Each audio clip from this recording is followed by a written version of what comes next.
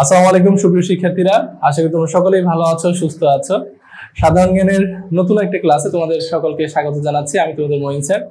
আজকে আমরা প্রাচীন বাংলার ইতিহাস সম্পর্কে একটু আলোচনা করব। তো এই প্রাচীন বাংলার ইতিহাস সম্পর্কে যদি জানতে চাও তোমরা একটা ক্রমান্বয়ে মেনটেন করতে হবে। যেমন আমরা প্রথমে প্রাচীন বাংলার জনপদগুলো সম্পর্কে জানবো, সেখানকার শাসনামল সম্পর্কে জানবো, তারপর আমরা ক্রমান্বয়ে আস্তে আস্তে আমাদের মুক্তিযুদ্ধ অংশ পর্যন্ত ইতিহাসের সবগুলো অংশ পড়বো ইনশাল্লাহ। ঠিক আছে, তাহলে চলো আমরা ডিরেক্ট চলে যাই আমাদের পড়াশোনায়। তারপর প্রথমে যে অংশটা দেখতে পাচ্ছি সেটা হচ্ছে বাংলাদেশের বিষয়বলী, বাংলার ইতিহাস, যেটা আমরা বাংলার প্রাচীন ইতিহাস হিসেবে ধরতে পারি। তো এই বাংলার ইতিহাস নিয়ে পড়তে গেলে তোমরা জানো যে প্রাচীনকালে যে বাংলাদেশ নিয়ে আমরা আলোচনা করি, এই বাংলাদেশের মধ্যে জনপদ বলতে একটা অঞ্চল ছিল, জনপদ। এখন তুমি বলতে পারো যে ভাই জনপদ জিনিসটা কি? বর্তমান সময়ে যেমন আমাদের একটা লোকালয় আছে, আমরা একটা স্থানে বসবাস করি, ঠিক তেমনি ভাবে প্রাচীন যে অঞ্চল ছিল, সেখানে মানুষরা যে অঞ্চলগুলোতে বসবাস করতো সেগুলোকে বলা হতো জনপদ। তো এমন 16টি জনপদের অস্তিত্ব আমরা পাই, কিন্তু বাংলাদেশের অংশে বা বাংলাদেশের বর্তমান ভূখণ্ডে কিন্তু 16টি জনপদ নেই। যে জনপদগুলো আছে সেগুলোর অবস্থানগুলো জেনে নেওয়া খুবই গুরুত্বপূর্ণ। তাহলে আমরা একটা পলক যদি একটু ভালো করে দেখি, এক নজরে ভালো করে দেখলেই কিন্তু আমরা প্রাচীন জনপদগুলা একদম ইজি ওয়েতে মনে রাখতে পারবো। একটু সবাই একটু খেয়াল করো, আমরা দেখতে পাচ্ছি যে বর্তমানের যে অবস্থানটা প্রাচীন জনপদের, সেগুলো কোথায় ছিল? পুন্ড্র, যেটা সবচেয়ে প্রাচীনতম জনপদ ছিল, এটার অবস্থান ছিল বগুড়া, দিনাজপুর, রাজশাহী এবং রংপুরে। পাশাপাশি বঙ্গ, যেটা সবচেয়ে বৃহত্তম জনপদ ছিল, এটার অবস্থান হচ্ছে ঢাকা, কুমিল্লা, পাবনা, বরিশাল, ফরিদপুর, পটুয়াখালী, যশোর, খুলনা এবং ময়মনসিংহ অঞ্চলে। তাহলে দেখো এতগুলা জেলা নিয়ে আছে, তাহলে অবশ্যই সেটা সবচেয়ে বড় হবে। তাহলে সবচেয়ে বৃহত্তমটা কোনটা? জনপদ, বঙ্গ জনপদ। এটার পরে আসবে গৌর জনপদ। এই গৌর জনপদ বলতে আমরা জানি বাংলাদেশের অংশে শুধু চাঁপাইনবাবগঞ্জ জেলাটার কিছু অংশ পড়েছে, আর বাদ বাকি যেগুলো পড়েছে সবগুলো দেখবে তোমরা ভারতীয় পশ্চিমবঙ্গের অংশ। এই যে আধুনিক মালদহ, মুর্শিদাবাদ, বর্ধমান, এগুলো সব হচ্ছে ভারতীয় অংশ। তাহলে গৌড়ের বাংলাদেশের অংশ কোনটা? চাঁপাইনবাবগঞ্জ। আর ভারতের অংশ কোনটা? মালদহ, মুর্শিদাবাদ এবং বর্ধমানের কিছু অংশ। হরিকেল বলতে আমরা কোনটাকে বুঝি? হরিকেল বলতে মূলত পাহাড়ি যে অঞ্চলগুলো ছিল, সেই পাহাড়ি অঞ্চলগুলো। যেমন বর্তমানে বাংলাদেশে পাহাড়ি অঞ্চল কোথায় আছে? তোমরা সিলেটে চা বাগানটা পাহাড়ি অঞ্চল পাবে এবং চট্টগ্রামের অঞ্চলগুলোতে পাহাড়ি অঞ্চল পাবে। তাহলে সেটাই হচ্ছে হরিকেল। তাহলে হরিকেল কোথায় আছে? সিলেটে আছে, পাশাপাশি আছে চট্টগ্রামের কিছু অংশ। তারপর আসো সমতট। সমতট কি জিনিস? সমতট বলতে মূলত আমরা কুমিল্লার অঞ্চলটাকে ইন্ডিকেট করি। সমতট বলতে কুমিল্লার অঞ্চলটাকে ইন্ডিকেট করা হয়। তাহলে সমতট বলতে আমরা কি বুঝবো? সমতট বলতে আমরা বুঝবো কুমিল্লা, নোয়াখালী, এই অঞ্চলটাকে। এবং এটা রাজধানী কি ছিল বলতো? এটা রাজধানী ছিল বড় কামতা। এটা রাজধানী ছিল বড় কামতা। ওকে। বরেন্দ্র বলতে আমরা কোনটাকে বুঝবো? বরেন্দ্র বলতে আমরা বলি না যে বরেন্দ্র ভূমি, ঠিক আছে? তো রাজশাহীর বরেন্দ্র ভূমি, সেই বগুড়া, দিনাজপুর, রাজশাহী অঞ্চলের যে অঞ্চলগুলো আছে, বিশেষ করে পাবনারও কিছু অঞ্চল জুড়ে এই বরেন্দ্র যে জলপথটা ছিল সেটা গড়ে উঠেছিল। আর সর্বশেষ আমরা জানি চন্দ্রদ্বীপ। চন্দ্রদ্বীপ বলতে বাংলাদেশের একদম দক্ষিণ দিকের একটা জেলা, এই অঞ্চলটাতে, এটার নাম হচ্ছে বরিশাল, যেটার পূর্ব নাম কিন্তু চন্দ্রদ্বীপ। তাহলে চন্দ্রদ্বীপ জনপদ বলতে আমরা বরিশালকে বুঝি, এবং এই বরিশাল বলতে আমরা জানি যে বাংলাদেশের দক্ষিণাঞ্চলের যে অঞ্চলগুলো, এগুলাকে প্রাচীন জনপদ হিসেবে আমরা চন্দ্রদ্বীপ হিসেবে ধরে থাকি।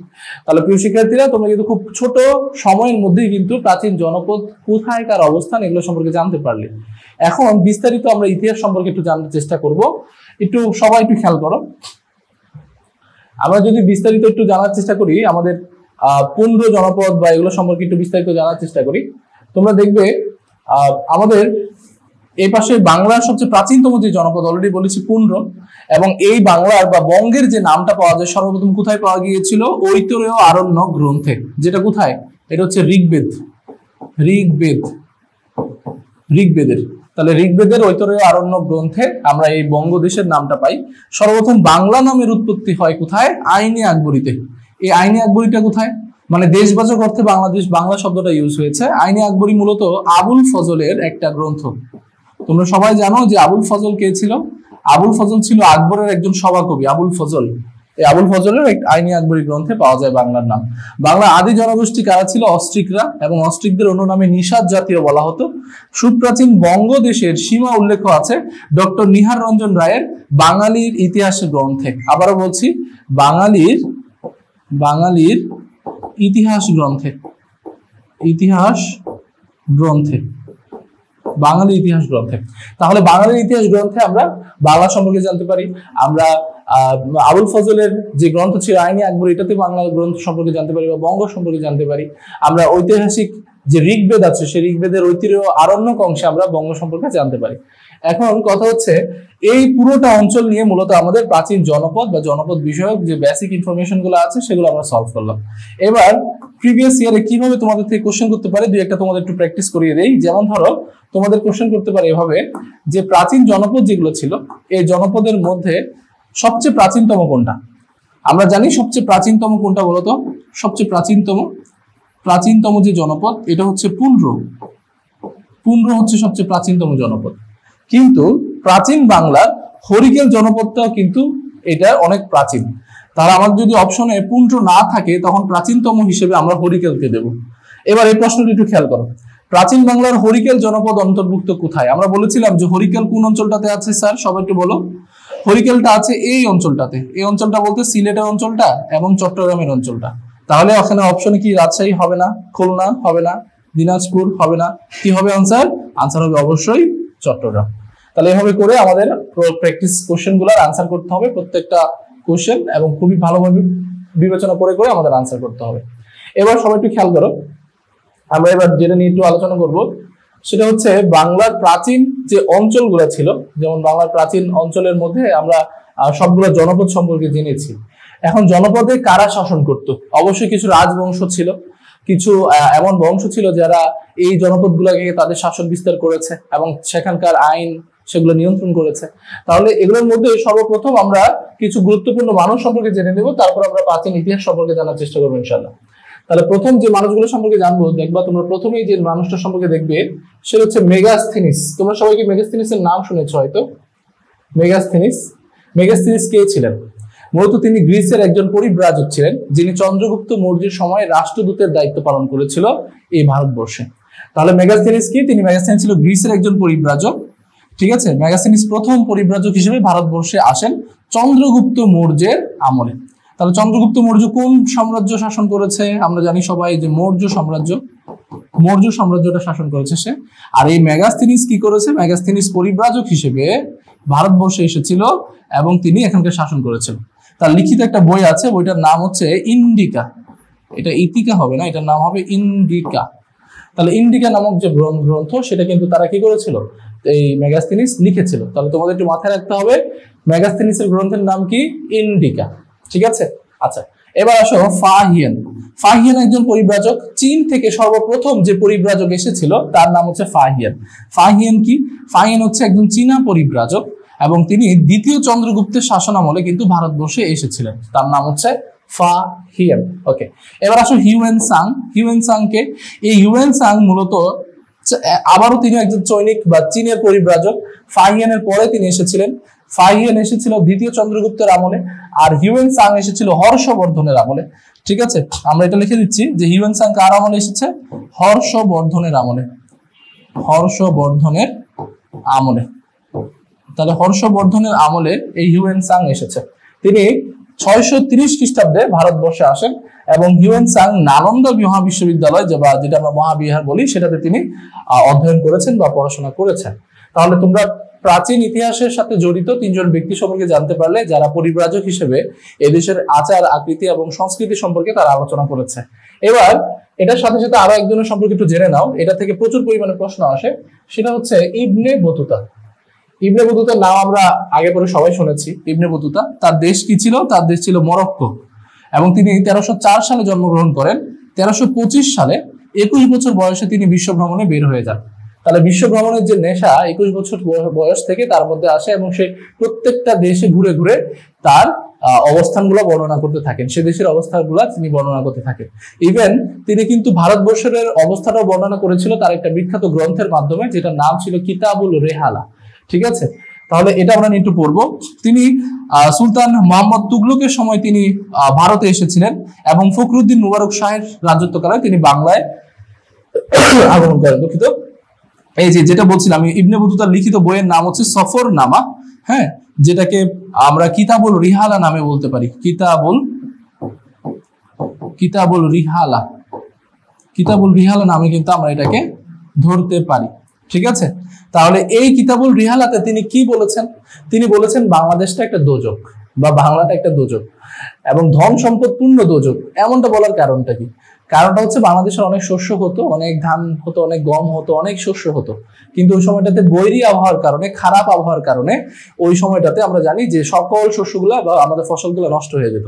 তো এই জন্য বাংলাদেশকে তিনি ধন সম্পদপূর্ণ বা প্রাচুর্যপূর্ণ নরক, ঠিক আছে, দোজকিপুর নামে অবহিত করেছিলাম।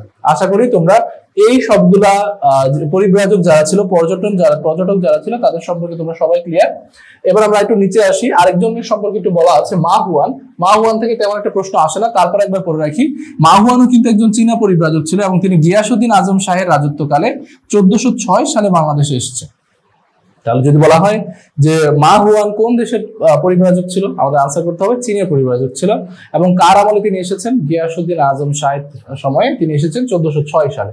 আচ্ছা, তাহলে এতটুকু পর্যন্ত আশা করি প্রাচীন বাংলার ইতিহাস এবং প্রাচীন বাংলার যারা নেতৃত্ব দিয়েছে বলতে, যারা পর্যটন সেক্টরে ছিল, যারা পরিব্রাজক ছিল, যারা বিভিন্ন দেশ ঘুরে সে দেশের অবস্থান, সংস্কৃতি, আচার অনুষ্ঠান সম্পর্কে তাদের গ্রন্থগুলোতে বর্ণনা করত, তাদের সম্পর্কে একটা বিস্তারিত ধারণা তোমরা পেয়েছো।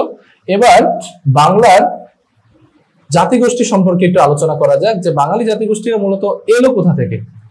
ঠিক আছে, বাঙালি জাতিগোষ্ঠী একটু সবাই একটু খেয়াল করবে মনোযোগ দিয়ে।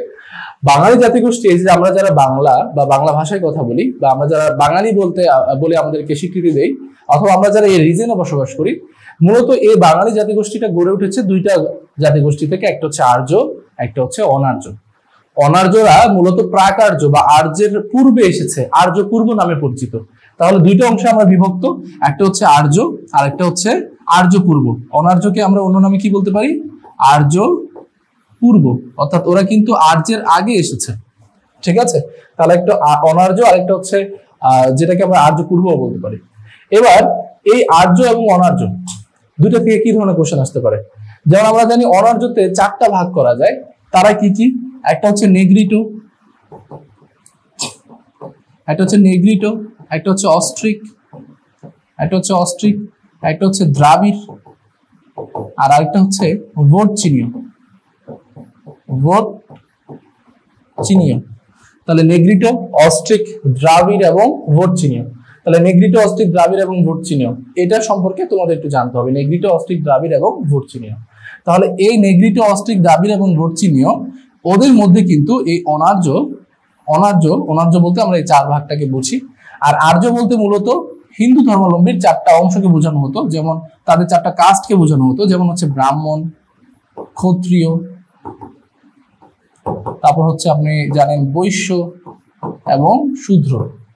এই 4টাকে বোঝানো হতো আর্য জনগোষ্ঠী বলতে।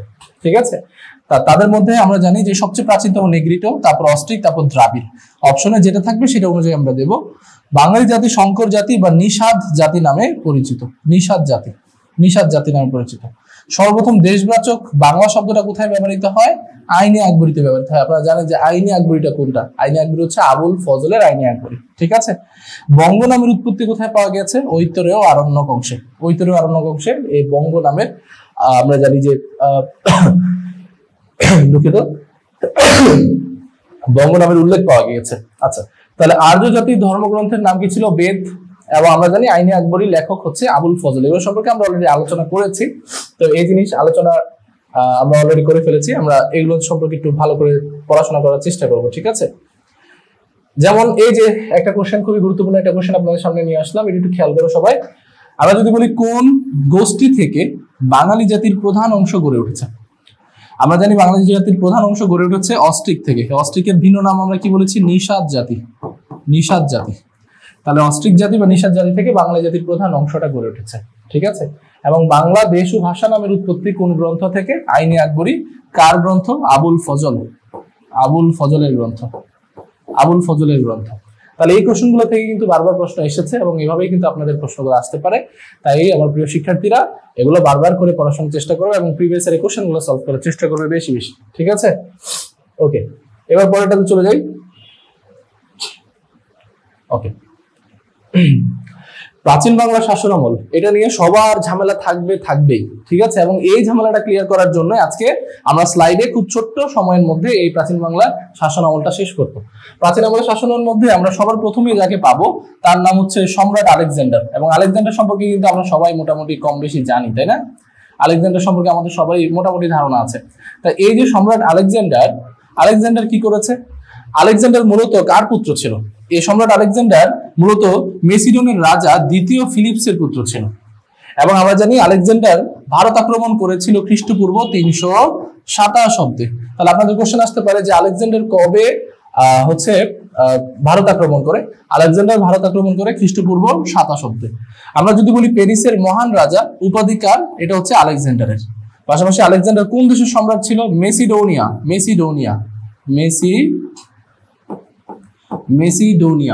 এই মেসিডোনিয়ার রাজা ছিলেন। এবং তার মধ্যে একটা অনেক বড় একটা কম্পিটিশন কাজ করতো যে আমি পুরো দেশ বা পুরো পৃথিবীটাকে শাসন করব। এবং তিনি কিন্তু প্রায় অংশ কিন্তু দখল করে ফেলেছিলেন। তো গঙ্গারিডাই পর্যন্ত তিনি এসে থেমেছিলেন, যেটা আমাদের বাংলা অঞ্চলটাকে আমরা বুঝি। তাহলে আলেকজান্ডার কোন দেশের অধিবাসী ছিল? আমরা জানি গ্রিসের অধিবাসী ছিলেন। আলেকজান্ডারের প্রধান সেনাপতির নাম ছিল সেলুকাস, এবং তিনি কিন্তু পরবর্তীতে ভারতবর্ষের কিছুদিন দায়িত্বে ছিলেন। আমরা জানি আলেকজান্ডারের মৃত্যু করেন কোথায়? বেবিলনে। তিনি যখন গঙ্গারিডাই রাজ্য পর্যন্ত আসেন, ব্যাক করেন, তখন বেবিলনে গিয়ে তিনি মারা যান। আলেকজান্ডারের গৃহ শিক্ষক ছিলেন এরিস্টটল। আমরা এটা কিন্তু একটা স্পা দিয়ে মনে রাখতে পারি, স্পা। সক্রেটিসের ছাত্র হচ্ছে প্লেটো, প্লেটোর ছাত্র হচ্ছে এরিস্টটল, এরিস্টটলের ছাত্র হচ্ছে আলেকজান্ডার। কিছুটা এরকম, সক্রেটিস, তার ছাত্র প্লেটো, তার ছাত্র এরিস্টটল এবং তার ছাত্র আলেকজান্ডার। স্পা দিয়ে আমরা এটা মনে রাখবো। আচ্ছা, এবার প্লেটোর শিক্ষা কেন্দ্র কোথায় ছিল? এটা ছিল একাডেমিয়া। আর এরিস্টটলের শিক্ষা কেন্দ্র হচ্ছে লাইসিয়াম। এটা একটু মাথায় রাখবেন। একটা হচ্ছে একাডেমিয়া, আর একটা হচ্ছে লাইসিয়াম। তাহলে একটা হচ্ছে একাডেমিয়া এবং একটা হচ্ছে লাইসিয়াম। তাহলে প্লেটোর শিক্ষা কেন্দ্রের নাম একটা হচ্ছে একাডেমিয়া, একটা হচ্ছে লাইসিয়াম। আশা করছি আপনারা সবাই এটা সম্পর্কে একদম বিস্তারিত জানেন, বুঝেন, এবং এটা সম্পর্কে আপনারা সবাই পারবেন। এবার আমরা যেটা নিয়ে একটু আলোচনা করব,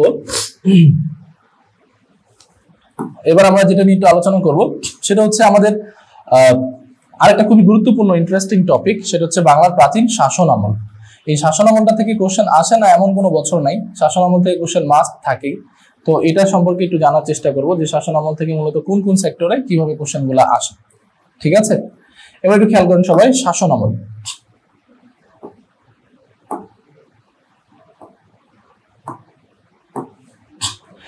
বাংলার প্রাচীন শাসনামল নিয়ে কথা বলতে গেলে অবশ্যই মৌর্য, গুপ্ত, পাল, সেনের যে বড় একটা অঞ্চল, এগুলো সবকিছু আলোচনা করতে হয়। কিন্তু পরীক্ষাতে আমাদের বুঝতে হবে যে কোনটা আসে এবং কোনটাকে আমাদের দাগাতে হবে এবং কোনটা আমাকে পড়তে হবে।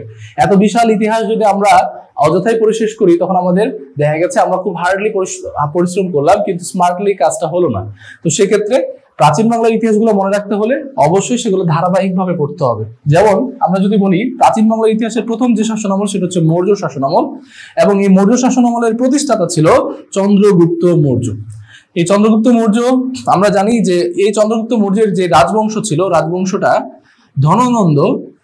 ধননন্দ বা যেটা আমরা বলতে নন্দ সাম্রাজ্য, এই নন্দ সাম্রাজ্যের পতনের পরেই কিন্তু এই মৌর্য সাম্রাজ্যটা ভারতবর্ষে প্রতিষ্ঠিত হয়। এই মৌর্য বংশের সর্বশ্রেষ্ঠ সম্রাটের নাম হচ্ছে বৃহদ্রথ।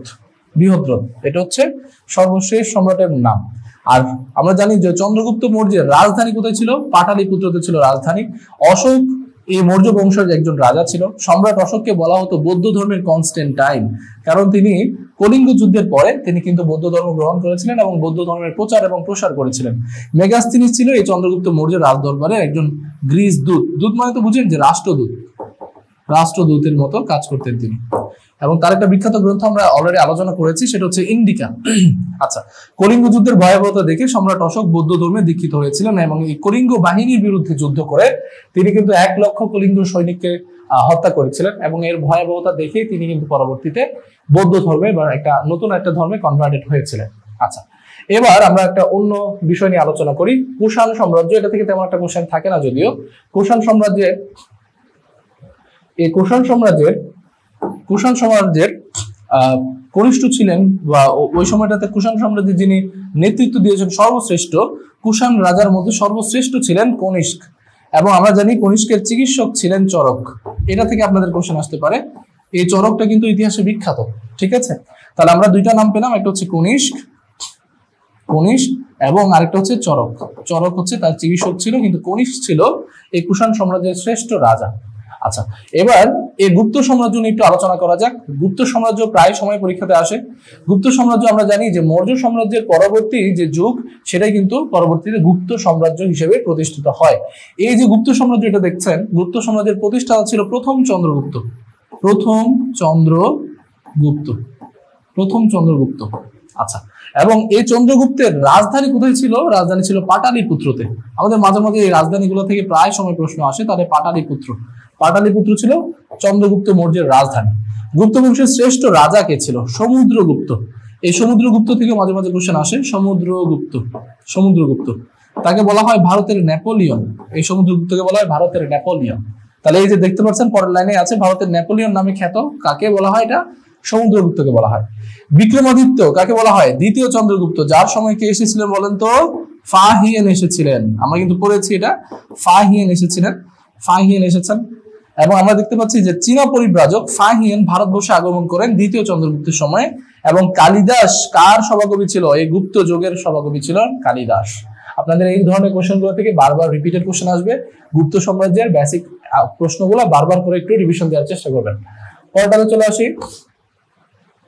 এবার গুপ্ত বংশের পরে আরেকটু আছে গুপ্ত বংশ আমাদের পড়াশোনা। গুপ্ত বংশটা পরে আমরা অন্য আরেকটা বংশ নিয়ে আলোচনা করব। তাহলে গুপ্ত বংশ আপনি দেখছেন কালিদাসের যে বিখ্যাত একটা গ্রন্থ আছে, সেটার নাম হচ্ছে মেঘদূত। কালিদাস মেঘদূত।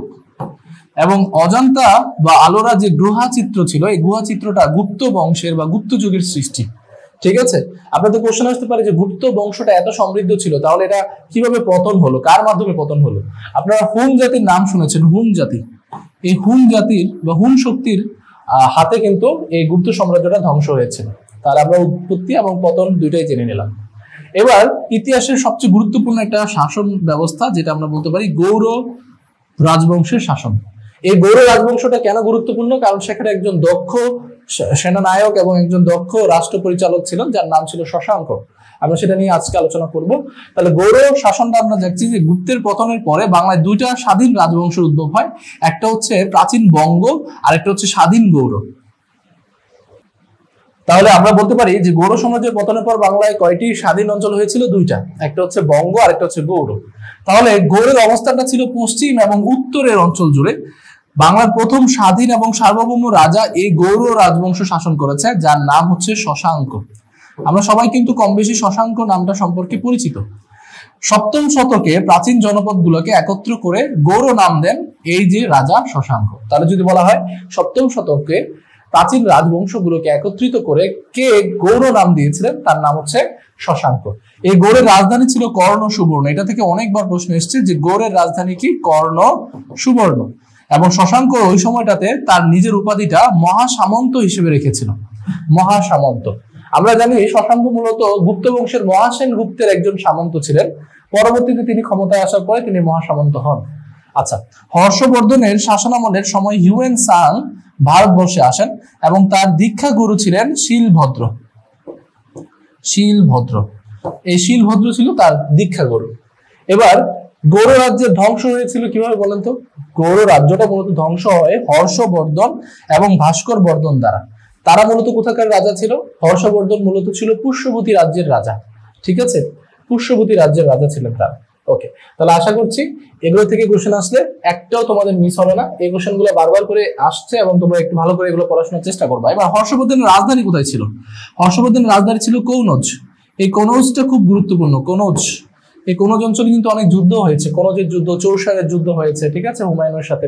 তাহলে নালন্দা বিশ্ববিদ্যালয় প্রতিষ্ঠিত হয় রাজা হর্ষবর্ধনের আমলে। তাহলে যদি বলা হয় প্রাচীন ইতিহাসের সবচেয়ে গুরুত্বপূর্ণ একটা বিশ্ববিদ্যালয় নালন্দা বিশ্ববিদ্যালয় কখন প্রতিষ্ঠিত হয়? রাজা হর্ষবর্ধনের আমলে। এটা বিশ্বের প্রাচীনতম বিশ্ববিদ্যালয় হিসেবে খ্যাত। হর্ষবর্ধনের সভাকবি ছিলেন খুবই গুরুত্বপূর্ণ বাণভট্ট। এই বাণভট্টের বিখ্যাত যে রচনা, সেটার নাম হচ্ছে হর্ষচরিত। এই যে দেখতে পাচ্ছ তোমরা, হর্ষচরিত। তাহলে এই গুরুত্বপূর্ণ তথ্যগুলো অবশ্যই তোমাদের মাথায় রাখতে হবে। এবং সপ্তম থেকে অষ্টম শতকে আমরা জানি পৃথিবীর ইতিহাসে সবচেয়ে গুরুত্বপূর্ণ 100 বছর, যেখানে অনেক পরিমাণে অরাজকতাপূর্ণ একটা সিচুয়েশন ছিল, যেখানে কোনো পরিমাণে ল অ্যান্ড অর্ডার ছিল না, ওই সময়টাকে আমরা বলি মাৎস্যার ন্যায়। এই মাৎসান্যায় টার্মটা খুবই গুরুত্বপূর্ণ। মাৎসান্যায়, তাহলে এই মাৎসান্যায় টার্মটা একটু মাথায় রাখবা। মাৎসান্যায় মানে কি, সপ্তম থেকে অষ্টম শতকের মধ্যে যখন শশাঙ্ক এই পুরোটা অঞ্চলে শশাঙ্ক মারা যায়, শশাঙ্ক মৃত্যুর পরে যখন একটা বিশৃঙ্খলাপূর্ণ একটা অঞ্চল দেখা দেয়, সেটাকে আমরা বলছি মাৎসান্যায়। আচ্ছা, এটা পরেরটাতে চলে আসি। এবার পাল আমল নিয়ে একটু আলোচনা হবে আমাদের, ঠিক আছে? পাল আমল পৃথিবীর ইতিহাসের আরো গুরুত্বপূর্ণ একটা শাসন ব্যবস্থা ছিল পাল শাসন আমলে। বিশেষ করে ভারতীয় উপমহাদেশের রাজনীতি তোমরা খেয়াল করলে বা ইতিহাস খেয়াল করলে, পাল আমলটা সবচেয়ে গুরুত্বপূর্ণ এবং সমৃদ্ধ একটা শাসন আমল। কারণটা হচ্ছে এই পাল আমল কিন্তু সবচেয়ে দীর্ঘস্থায়ী শাসন বংশ ছিল তারা, পাল, ঠিক আছে? তারা প্রায় 400 বছর এই ভারতবর্ষে আলোচনা করেছে, তারা শাসন করেছে, এই ভারতবর্ষ নিয়ে তারা থেকেছে। তাহলে আমরা মূলত পাল শাসনামল নিয়ে এক ঝলকে সবগুলো বিষয় নিয়ে একটু জানার চেষ্টা করব। শশাঙ্কের মৃত্যুর পরে যখন বাংলাদেশ, এই পুরো ভারতবর্ষে বা বাংলায় কোনো শাসন ব্যবস্থা ছিল না, কারো হস্তক্ষেপ ছিল না, তখনই কিন্তু একটা প্রচুর পরিমাণে অরাজকতাপূর্ণ দেখা দেয়, যেগুলোকে আমরা মাৎসান্যায় বলি। অর্থাৎ সপ্তম থেকে অষ্টম শতকে এই যে বিশৃঙ্খলাপূর্ণ একটা অঞ্চল, সেটাকে আমরা বলছি মাৎসান্যায়। এখন এই মাৎসান্যায়টাকে হটিয়ে যে রাজবংশটা নতুন করে শুরু হলো, সেটার নাম হচ্ছে পাল। এই পাল রাজবংশটা সবচেয়ে দীর্ঘস্থায়ী রাজবংশ। তারা প্রায় 400 বছর, কত বছর? প্রায় 400 বছর তারা কিন্তু ক্ষমতায় ছিল। 400 বছর তারা ক্ষমতায় ছিল। এখন কথা হচ্ছে, এই পাল বংশটার প্রতিষ্ঠাতা হচ্ছে গোপাল, এবং এটার শ্রেষ্ঠ রাজা হচ্ছে ধর্মপাল, এবং এটা শেষ রাজা হচ্ছে মদন পাল। এই তিনটা গুরুত্বপূর্ণ। সর্বপ্রথমকে, সর্বশ্রেষ্ঠকে এবং সর্বশেষকে। আমরা জানি যে সর্বপ্রথম বা প্রতিষ্ঠাতা হচ্ছে গোপাল, সর্বশেষ হচ্ছে ধর্মপাল, এবং সর্বশ্রেষ্ঠ রাজা হচ্ছে মদন পাল। এবার আমরা দেখব যে সোমপুর বিহার এবং পাহাড়পুর বিহার এটা কোথায় অবস্থিত? নওগাঁ জেলাতে অবস্থিত। এগুলো কিন্তু পাল আমলের কিন্তু নিদর্শন। বাংলা ভাষার আদি কবি বা আদি নিদর্শন চর্যাপদ, এই চর্যাপদ কিন্তু এই পাল আমলের অঞ্চল থেকে কিন্তু প্রতিষ্ঠিত হয়েছে। পাল বংশের শ্রেষ্ঠ রাজা এবং পাহাড়পুর সোমপুর বিহারের প্রতিষ্ঠাতা ছিল ধর্মপাল। তাহলে আমরা শ্রেষ্ঠ রাজা ধর্মপালের নাম শুনেছি, কিন্তু তিনি কি করলেন? তিনি করেছিলেন কি দেখো তো, পাহাড়পুর অঞ্চল এবং সোমপুর বিহার এই দুইটা অঞ্চল কিন্তু তিনি তৈরি করেছিলেন বা স্থাপন করেছিলেন। এবার বাংলা ভাষার আদি নিদর্শন রচিত হয় পাল আমলে। তাহলে বাংলা ভাষার আদি যে নিদর্শনগুলো কোন অঞ্চলে? পাল আমলে বা পাল শাসন আমলে এটা নিয়ন্ত্রিত হয়েছিল বা নিদর্শনগুলো রচিত হয়েছিল। ধর্মপালের উপাধি কি ছিল? বিক্রমশীল। এটা অনেকবার এসছে, অনেকবার, যে বিক্রমশীল কার বিখ্যাত উপাধি। তাহলে বিক্রমশীলটা কার বিখ্যাত উপাধি? এটা হচ্ছে আমরা জানি ধর্মপালের। এবার রামপালের শাসন আমলে রচিত হয় রামচরিত, এবং রামচরিতটা রচয়িতা কে বলেন তো? সন্ধ্যাকর নন্দী। সন্ধ্যাকর নন্দী। তাহলে সন্ধ্যাকর নন্দী হচ্ছে রামচরিত, এই রামচরিত রচয়িতা। কৈবর্ত বিদ্রোহ, যেটা মূলত নিচু শ্রেণীর একটা বিদ্রোহ ছিল, রাজা দ্বিতীয় মহিপালের আমলে 1080 খ্রিস্টাব্দে এটা হয়েছিল। তাহলে এই কৈবর্ত বিদ্রোহ সম্পর্কে একটু জানতে হবে। এটা কত সালে হয়েছিল লিখে দিচ্ছি, 1080 সালে হয়েছিল। ক্ষুদ্র যারা নিচু জাতি ছিল ওই সময়টাতে, নিচু হিসেবে তাদেরকে বিবেচনা করা হতো, যেমন জেলে, মুটে, কামার, কুমার, তাদেরকে। তো তাদের একটা বিদ্রোহ ছিল, যেটাকে আমরা কৈবর্ত বিদ্রোহ নামে জানি, দ্বিতীয় মহিপালের শাসন আমলে। এবং এর মধ্যে কিন্তু দ্বিতীয় মহিপালের ক্ষমতাচ্যুত হয়েছিল, সে তার ক্ষমতা থেকে পড়ে গিয়েছিল। তাহলে আশা করছি তোমরা পাল শাসন আমল নিয়ে একদমই ক্লিয়ার আছো। এবার আমরা পাল শেষ হয়ে আমরা ভিন্ন একটা নিয়ে আলোচনা করবো, সেটা হচ্ছে সেন রাজবংশের মধ্যে শেষ রাজবংশ। প্রাচীন রাজবংশের মধ্যে আমরা যদি বলি, সেন রাজবংশটা প্রাচীন রাজবংশের শেষ একটা ধাপ, এবং এই সেন রাজবংশটা তোমাদের প্রত্যেকটা কম্পিটিটিভ এক্সামের জন্য খুবই গুরুত্বপূর্ণ। তোমরা দেখবে যে সেন যারা ছিল, সেনের প্রতিষ্ঠাতা কে ছিল? হেমন্ত সেন। হেমন্ত সেন। হেমন্ত সেনকে বলা হয় সেন বংশের প্রতিষ্ঠাতা। এই সেন বংশের শেষ হিন্দু রাজা ছিল লক্ষণ সেন। এটা শুধু শেষ বললে হবে না, আমরা এটাকে এভাবে বলতে পারি যে শেষ স্বাধীন। তাহলে শেষ স্বাধীনটা কে ছিল? শেষ স্বাধীন রাজা ছিল লক্ষণ সেন। এই লক্ষণ সেনকে পরাজিত করেছিল বখতিয়ার খিলজি 1204 সালে। তাহলে 1204 সালে ইখতিয়ারউদ্দিন মোহাম্মদ বিন বখতিয়ার খিলজি তিনি কিন্তু এই লক্ষণ সেনকে পরাজিত করেন। এবং লক্ষণ সেনের রাজধানী কোথায় ছিল? নদিয়া বা নবদ্বীপ। এই নদিয়া বা নবদ্বীপ অঞ্চলে লক্ষণ সেনের রাজধানী ছিল। গৌরেশন, এই গৌরেশ্বর উপাধিটা কে নিয়েছিল বলতো? গৌরেশ্বর উপাধিটা নিয়েছিল লক্ষণ সেন। তার লক্ষণ সেনের উপাধির নাম কি ছিল? গৌরেশ্বর। গৌরেশ্বর ছিল তার উপাধি, গৌরেশ্বর, ঠিক আছে। এবং সেন বংশের শ্রেষ্ঠ রাজা হিসেবে যে বিজয় পাবে, বিজয় সেন, সেটাকে কিন্তু আমরা মনে রাখতে পারি। তাহলে সেন বংশের শ্রেষ্ঠ রাজা হচ্ছে বিজয় সেন। তাহলে বাংলার প্রাচীন ইতিহাসের প্রথম অংশ আমরা শেষ করলাম, আলেকজান্ডার থেকে শুরু করে একদমই আমাদের শেষ বংশ সেন বংশ পর্যন্ত আমরা আলোচনা করেছি। তো এটা ছিল আমাদের প্রথম অংশ। তোমাদের সকলের জন্য অনেক অনেক শুভকামনা রইল। দ্বিতীয় অংশ তোমরা খুব শীঘ্রই পেয়ে যাচ্ছ ইনশাল্লাহ। আসসালামু আলাইকুম সবাইকে।